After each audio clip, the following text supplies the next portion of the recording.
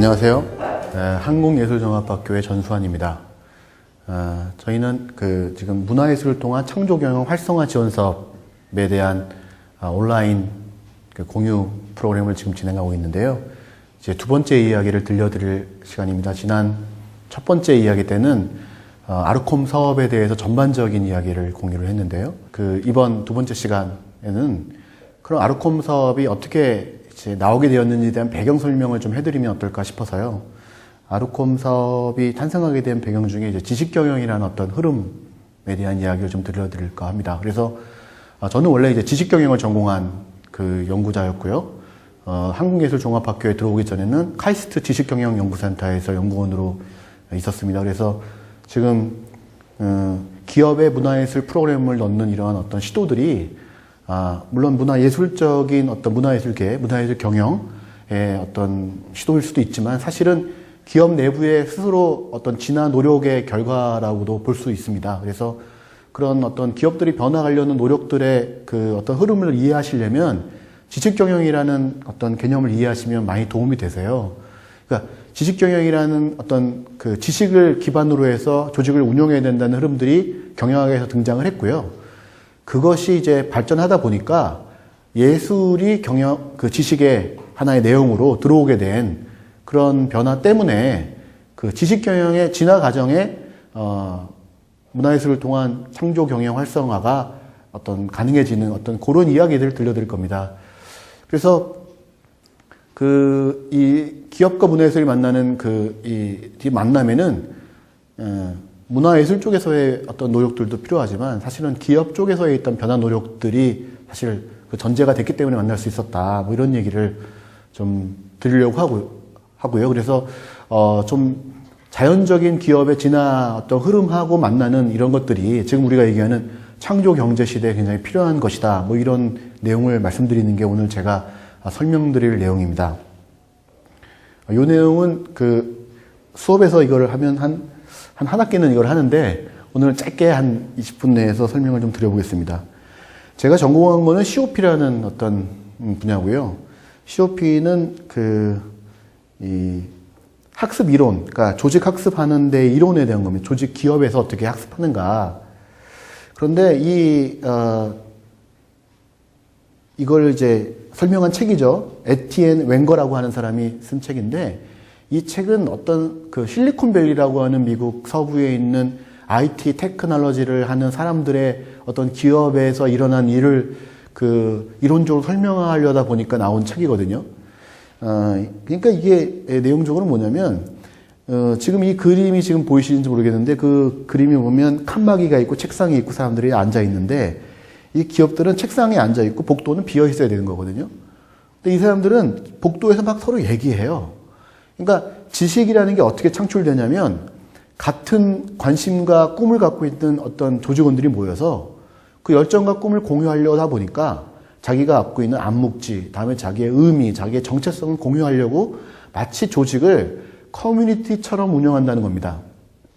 그러니까 조직이라는 건 사실 월급 받고 그냥 뭐 어떻게 주어진 일을 하는 그런 것인데 어떤 미국 서부에 일어났던 실리콘밸리나 아니면 그런 IT 인더스트리의 상황들이 굉장히 자발적인 마치 공동체와 같은 조직들이 생겨난 거죠.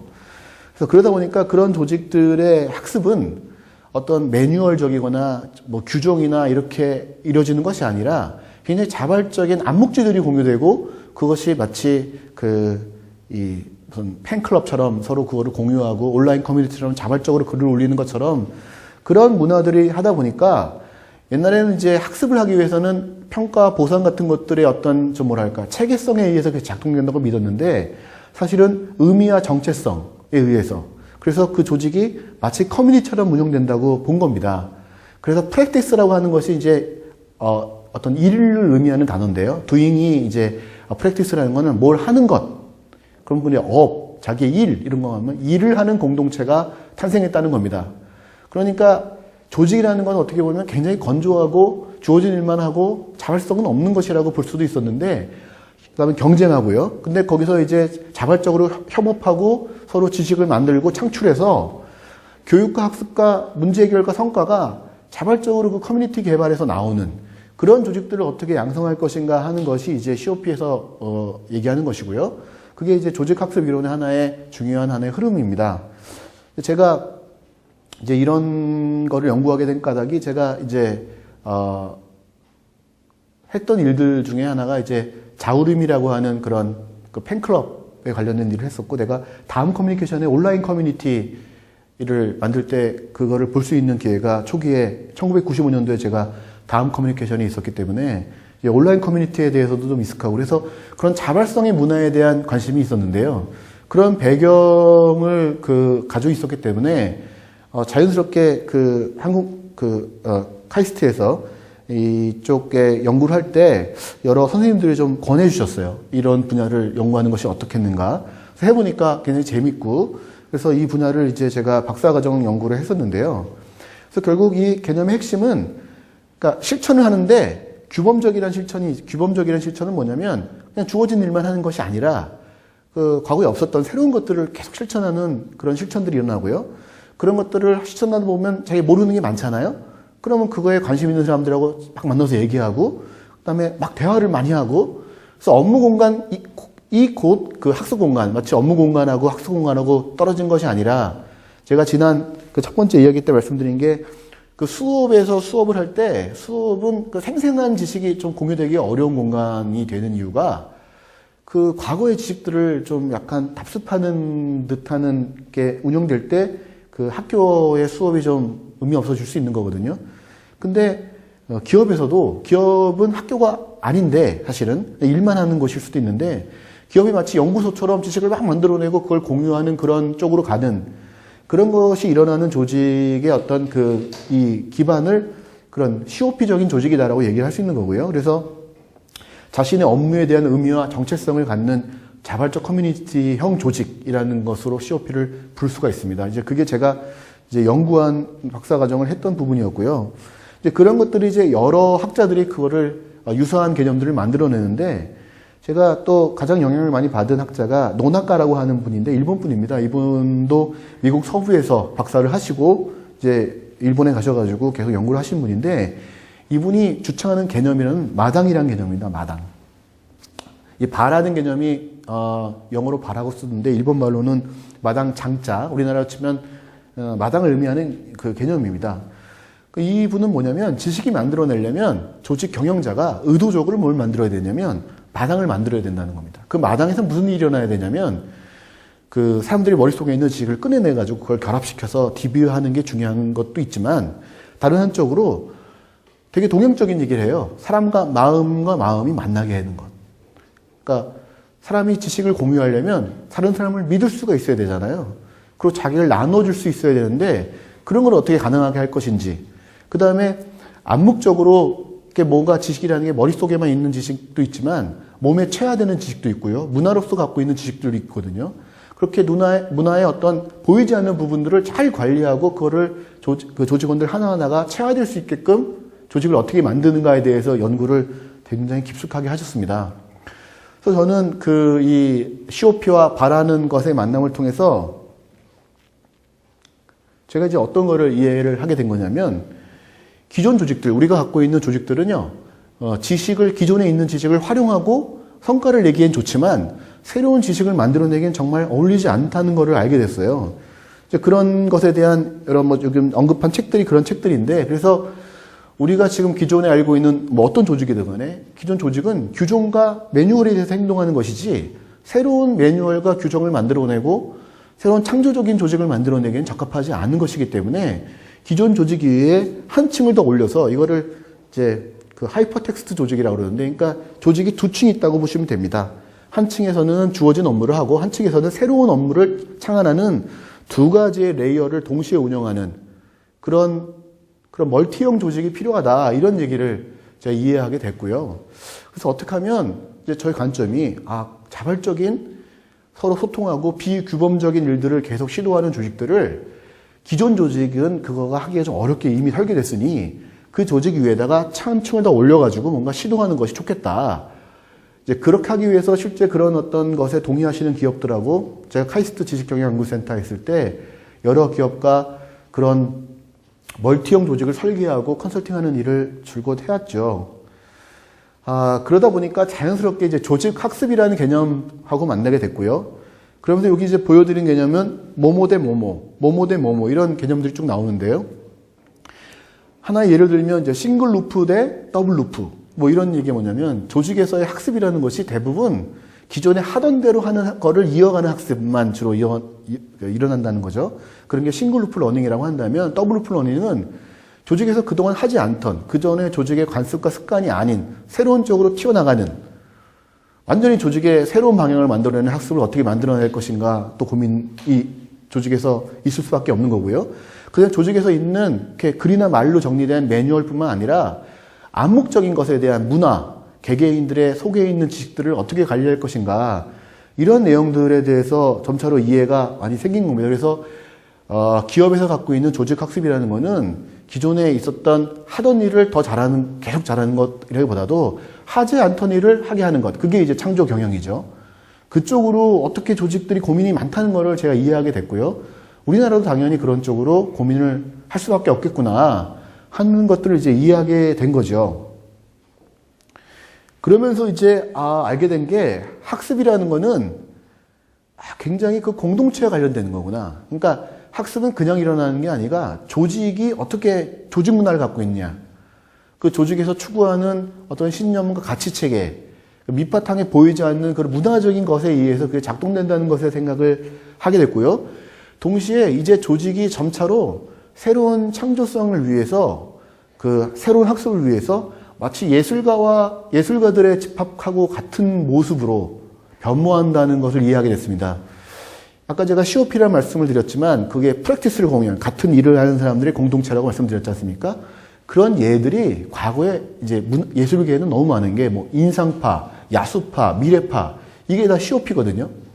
이게 이제 같은 꿈을 갖고 있는 목표를 갖고 있는 공동체거든요. 그러니까 예술에서는 그렇게 공동체를 만들어서 새로운 걸 한 것들이 너무나 일반적이었기 때문에 제가 이렇게 이해하게 됐습니다.